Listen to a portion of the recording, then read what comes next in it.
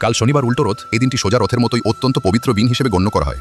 এদিন একটি সবজি যা কিনা স্বয়ং জগন্নাথ ভোগ হিসেবে গ্রহণ করেন, সেটি খেলে আপনার পরিবারের অমঙ্গল, অর্থকষ্ট, সমস্ত অকল্যাণ কেটে যায়, সংসারে অর্থ শান্তি বৃদ্ধি হয়।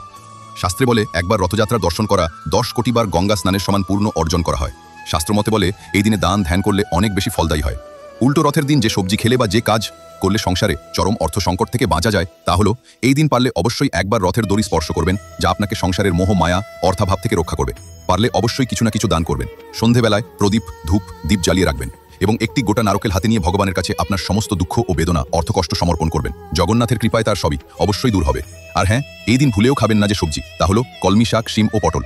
কারণ এই দিন ভগবান জগন্নাথ কলমি শাকের বিছানায় পটলের বালিশে মাথা দিয়ে শয্যা গ্রহণ করে, তাই এই সব সবজি কাটা বা খাওয়া চরম অমঙ্গল বলে ধরা হয়।